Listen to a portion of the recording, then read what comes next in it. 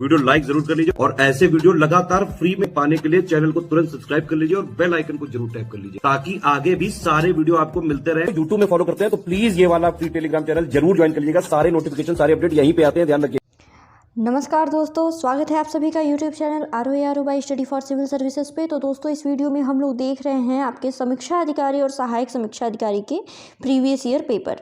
ठीक है, काफ़ी वीडियो चैनल पे आ चुके हैं। तो इसमें हम लोग देखेंगे कि विविध से यानी मिसलेनियस से किस तरीके के सवाल और कौन कौन से सवाल पिछले सालों में आपके समीक्षा अधिकारी और सहायक समीक्षा अधिकारी परीक्षा में पूछे गए हैं। तो कुछ हमने लगभग 36 क्वेश्चन जो है पिछले वीडियो में कर दिए हैं, उसको जाके देख लीजिएगा। प्लेलिस्ट क्रिएट कर दी गई है। तो चलिए उसको फिर आगे कंटिन्यू करते हैं। ठीक है, तो अगला सवाल है कि महाकुंभ मेला प्रायः कितने वर्ष पर आयोजित किया जाता है। तो हम सभी को पता है कि महाकुंभ मेला जो है वो हर 12वें वर्ष पे आयोजित किया जाता है। ठीक, अगला सवाल है समाचार पत्र और प्रकाशक दिए हुए हैं। पत्र में बंगाली, बंगवासी, वंदे मातरम और अमृत बाजार पत्रिका है। प्रकाशक का नाम जोगेंद्र नाथ बोस, अरविंद घोष, सुरेंद्र नाथ बनर्जी और मोतीलाल घोष है। तो हम सभी को पता है कि बंगाली के प्रकाशक कौन है, सुरेंद्र नाथ बनर्जी हैं। बंगवासी के जोगेंद्र नाथ बोस, वंदे मातरम के हैं अरविंद घोष और अमृत बाजार पत्रिका के प्रकाशक मोतीलाल घोष। ठीक है, बहुत इंपॉर्टेंट है, याद कर लीजिएगा। पत्र पत्रिकाएं समाचार पत्र से 2 सवाल मिनिमम पूछे जाते हैं आपके आरओ वाले एग्जाम में भी और पीसीएस वाले एग्जाम में भी। ठीक है, फिर अगला है कि निम्नलिखित में से किसने अपने पहले टेस्ट में शतक नहीं बनाया है। ठीक है, तो सौरव गांगुली, वीरेंद्र सहवाग, पृथ्वी शॉ या फिर सुनील गावस्कर। ये प्रश्न लग रहा है पुराना है, तो इसका सही जवाब था सुनील गावस्कर। फिर निम्नलिखित में से कौन सा एक मानव पूंजी निर्माण पर प्रत्यक्ष प्रभाव नहीं डालेगा। मानव पूंजी निर्माण पर प्रत्यक्ष प्रभाव किसका नहीं रहेगा। तो देखिए, सिंचाई का इस पे प्रत्यक्ष प्रभाव नहीं रहेगा। इसके अलावा शिक्षा, चिकित्सीय देखभाल और प्रशिक्षण, इन तीनों का मानव पूंजी निर्माण पर प्रत्यक्ष प्रभाव होता है। फिर है देश के किस राज्य का हिस्सा राष्ट्रीय राजधानी क्षेत्र में सम्मिलित नहीं है। ठीक है, एनसीआर रीजन में कौन सा हिस्सा सम्मिलित नहीं है ये बताना है। तो देखिए, मध्य प्रदेश नहीं है इसमें। इसके अलावा दिल्ली तो है ही, उत्तर प्रदेश और हरियाणा। ठीक है, ये एनसीआर रीजन में है लेकिन मध्य प्रदेश नहीं है। ठीक, अगले सवाल की तरफ बढ़ते हैं। फिर सूची 1 और सूची 2 है, मिलान करना है। सूची 1 में दिया हुआ है अष्टाध्यायी, महाभाष्य, निरुक्त और वार्तिका और सूची 2 में यास्क, कात्यायन, पतंजलि और पाणिनि। ठीक है, सबको पता है अष्टाध्यायी पाणिनि, महाभाष्य किसकी रचना है, पतंजलि, निरुक्त यास्क से संबंधित और वार्तिका जो है वो कात्यायन से संबंधित है। ठीक, फिर अगला है कि कौन सा सुमेलित नहीं है। इंदु प्रकाश एमजी रानाडे की, नेटिव ओपिनियन जो है वो बीएन मांडलिक की है। ठीक है, इंडियन मिरर देवेंद्र नाथ टैगोर की है, लेकिन बॉम्बे क्रॉनिकल जो है वो गोपाल कृष्ण गोखले की नहीं है। ठीक है, बॉम्बे क्रॉनिकल रचना गोपाल कृष्ण गोखले की नहीं है। आप लोगों के लिए सवाल है, ये बताइए बॉम्बे क्रॉनिकल जो है वो किसकी है, किसकी रचना है, आप सभी को बताना है। ठीक है, मैं ये बता दे रही हूँ कि ये इंग्लिश लैंग्वेज का न्यूज़पेपर था। ठीक है, इंग्लिश लैंग्वेज का न्यूज़पेपर था बॉम्बे क्रॉनिकल, जिसको लगभग 1900, ये मुंबई से स्टार्ट हुआ था, 1910 में इसको शुरू किया गया था। लेकिन हाँ, इसके ऑथर पब्लिशर ये कौन है ये आपको बताना है। ठीक है, कमेंट बॉक्स में बताइएगा। इसका राइट ऑप्शन होता है ये सी वाला, सही सुमेलित नहीं है। फिर आपको बताना है कि इसमें कौन सा सही सुमेलित है। इसका ये भारतीय सब्जी अनुसंधान संस्थान वाराणसी हो गया, भारतीय गन्ना अनुसंधान संस्थान लखनऊ हो गया, दलहन कानपुर हो गया। ठीक है, उपोष्ण अनुसंधान संस्थान श्रीनगर, ये वाला ऑप्शन सही है। ये आपको बताना है कि मतलब इसका जो है केंद्रीय उपोष्ण अनुसंधान संस्थान ये कहाँ पर है।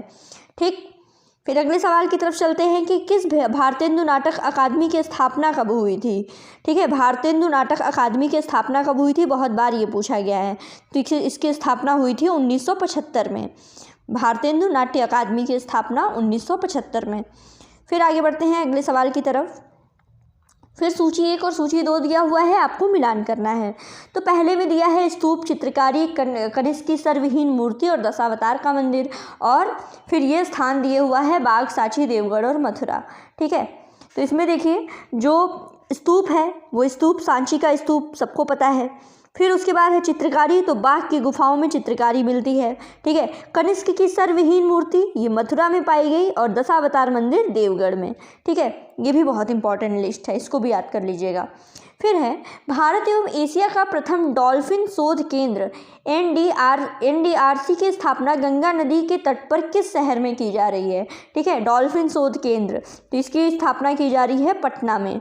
ठीक है, पटना में। अभी हाल ही में डॉल्फिन से रिलेटेड क्या न्यूज़ है, मैंने शॉर्ट्स में अपडेट किए थे कि उत्तर प्रदेश का जो जलीय जीव वो डॉल्फिन को घोषित कर दिया गया है। ठीक है, उत्तर प्रदेश, देखिए भारत का जलीय जीव जो है वो गंगेटिक डॉल्फिन था ही, अब उत्तर प्रदेश का भी जलीय जीव डॉल्फिन है। और इस सवाल इसमें क्या पूछा गया है कि डॉल्फिन शोध केंद्र कहाँ पर बनाया जा रहा है या बन गया है, ये पटना में है।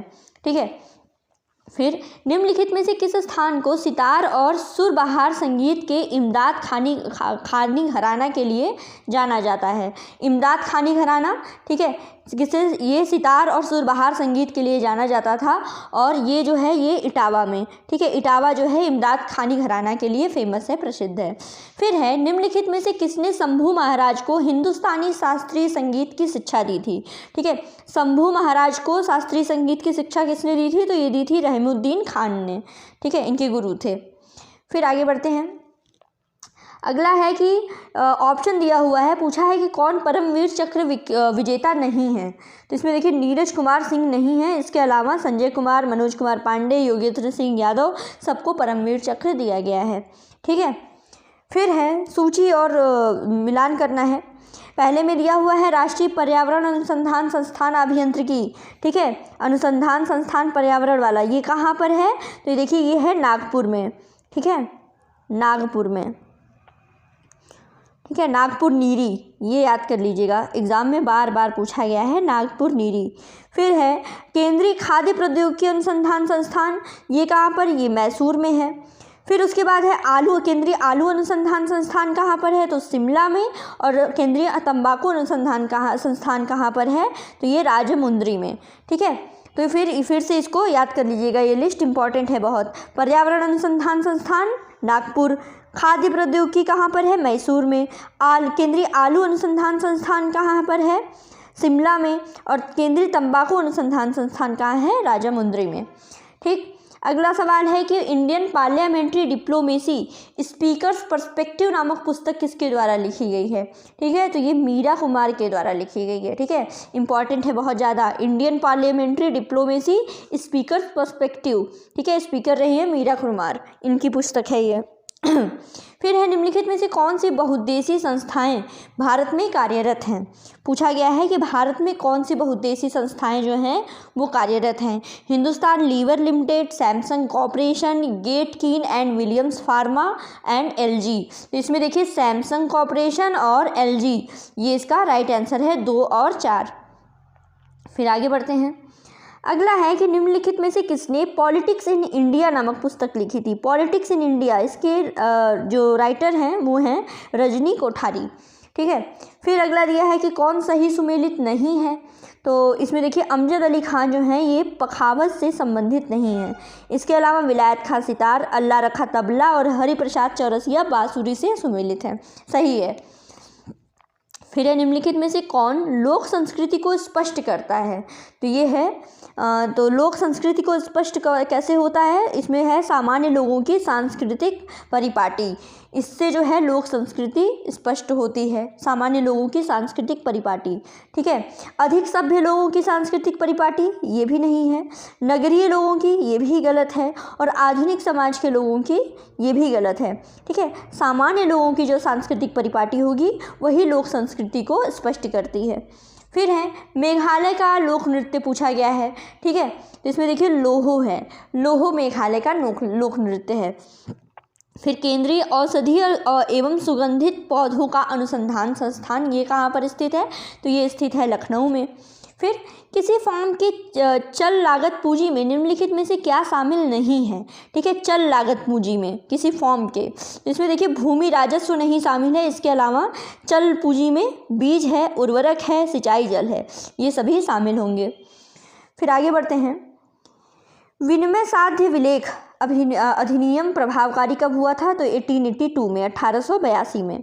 फिर है कौन सा सांस्कृतिक विलंबना का कारक नहीं है? तो ये है राजनीति। राजनीति जो है ये सांस्कृतिक विलंबना का कारक नहीं है।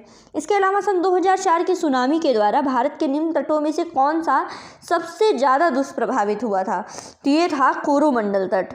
ठीक है, भारत का जो कोरोमंडल तट है, जो 2004 की सुनामी आई थी उसमें सबसे ज़्यादा वो हुआ था, प्रभावी हुआ था। ठीक है, कोरोमंडल कोस्ट के बारे में अगर बात बताइए, कोरोमंडल कोस्ट से कौन कौन से मतलब ये लगे हुए हैं, कौन कौन से प्रदेश लगे हुए हैं, ये बताइए कमेंट बॉक्स में कोरोमंडल कोस्ट के बारे में। तो देखिए, फिर अगला सवाल रहेगा कि भारत में किसने आमदनी पर कर की शुरुआत की थी? आमदनी पर कर की शुरुआत किसने की थी? तो ये है जेम्स विल्सन ने। लखनऊ बॉय, ये पुस्तक किसके द्वारा लिखी गई है? तो विनोद मेहता के द्वारा, लखनऊ बॉय। तो देखिए, बुक और राइटर भी बहुत इंपॉर्टेंट है, पुस्तक और ये उनके लेखक। ठीक है, इसका वीडियो चैनल पे आपको अपलोड कर दिया जाएगा। इतिहास, प्राचीन काल के इतिहास वाला, मध्यकाल के इतिहास वाला, राइटर पुस्तक का ये अपलोड कर दिया गया है। किसी दिन आपको आधुनिक भारत की और करंट अफेयर से भी related book and writer upload कर दिया जाएगा चैनल पे। ठीक, अब आगे बढ़ते हैं। अगला है कि निम्नलिखित में से किस राष्ट्रीय उद्यान ने वन्य जीव प्रबंधन के लिए ड्रोन या मानव रहित हवाई वाहन का उपयोग करना प्रारंभ कर दिया? तो ये है बांदीपुर टाइगर रिजर्व। यहाँ पे शुरू हो गया है ड्रोन या फिर मानव रहित हवाई वाहन। ठीक है, फिर मीठी विरदी परमाणु ऊर्जा संयंत्र निम्नलिखित में से किस देश के सहयोग से स्थापित किया जाएगा? मीठी विरदी स्थापित किया जाएगा यूएसए के सहयोग से। उत्तर प्रदेश के किस जनपद में कालिंजर का किला है? कालिंजर का किला कहाँ पर है? ये तो एग्जामिनेशन का ये फेवरेट सवाल है। कालिंजर का किला है बांदा में। ठीक है, चमड़ा उद्योग प्रमुख केंद्र कौन है उत्तर प्रदेश में? तो ये है आगरा और कानपुर। आगरा और कानपुर जो है उत्तर प्रदेश में चमड़ा उद्योग के प्रमुख केंद्र हैं। फिर है उत्तर प्रदेश राज्य पर्यटन विकास निगम लिमिटेड की स्थापना की गई, कब की गई? उत्तर प्रदेश राज्य पर्यटन विकास निगम लिमिटेड की स्थापना की गई 1974 में। फिर आगे बढ़ते हैं। निम्नलिखित में से किसी एक देश की यात्रा उत्तर प्रदेश के मुख्यमंत्री के द्वारा राज्य में विदेशी पूंजी निवेश आकर्षित करने के उद्देश्य से 2014 में की गई? तो इसका सही ऑप्शन है द नीदरलैंड। ठीक है, ये इतना पुराना तो पूछता नहीं है एग्जाम में, लेकिन हाँ करंट अफेयर से अपडेट रहिएगा आप लोग कि कौन से विदेशों के रिप्रेजेंटेटिव भारत में आए और भारत के रिप्रेजेंटेटिव किस देश में गए, तो ये जानना जरूरी है। फिर उत्तर प्रदेश के कितने विधानसभा क्षेत्रों में सितंबर 2014 में उपचुनाव संपन्न हुए? तो 11। फिर उसके बाद निम्नलिखित में से कौन सी एक पुस्तक खुशवंत सिंह के द्वारा, जो मार्च 2014 में दिवंगत हुए, लिखी गई है? तो इनकी किताब है खुशवंत सिंह की the good, the bad and the ridiculous. ठीक, फिर है इबोला वायरस नाम लिया गया है एक नदी के नाम से। ठीक है, प्रधानमंत्री श्रम पुरस्कार प्रदान किस लिए किया जाता है? ये दिया जाता है केंद्र तथा राज्य के सार्वजनिक उद्यमों तथा निजी क्षेत्र के चयनित विनिर्माण इकाइयों के कार्यरत कर्मचारियों को। ठीक है, फिर गलत युग्म को इंगित करना है। ठीक है, इसमें है आगरा जो है वो चाकू और कैंची के लिए नहीं फेमस है। इसके अलावा कन्नौज में इत्र व तेल, मिर्ज़ापुर की कालीन और मुरादाबाद के पीतल के बर्तन, ये सही है। फिर कुछ और सवाल देख लेते हैं कि उत्तर प्रदेश में केंद्रीय विश्वविद्यालयों की संख्या कितनी है? ये इंक्रीज हो गई है, अपडेट कर लीजिएगा इसको, पुराना सवाल है। उत्तर प्रदेश में प्रथम दुग्ध सहकारी समिति की स्थापना कहाँ हुई थी? इलाहाबाद में। ठीक है, पूछा गया है कि उत्तर प्रदेश के कौन मुख्यमंत्री नहीं रहे हैं? तो नित्यानंद स्वामी जो हैं मुख्यमंत्री नहीं रहे हैं। इसके अलावा गोविंद वल्लभ पंत, TN सिंह और राम नरेश यादव रहे हैं। फिर सूची 1 को सूची 2 से मिलाना है। ठीक है, नृत्य कला है और किस प्रदेश से बिलोंग करती है? तो देखिए, भरतनाट्यम तमिलनाडु से। ठीक है, कथक जो है उत्तर प्रदेश, कुचिपुड़ी है आंध्र प्रदेश का, और मोहिनी अट्टम जो है वो केरल का नृत्य है। ठीक है, ये तो बहुत इंपॉर्टेंट लिस्ट है। इस वीडियो को इसको अब यहीं पे पॉज करते हैं। नेक्स्ट वीडियो में हम विविध से पूछे जाने वाले और सवालों को देखेंगे। ठीक है, तो बस ऐसे ही बने रहिए, पढ़ते रहिए। अगला वीडियो भी आ रहा है, तो thank you so much. God bless you all.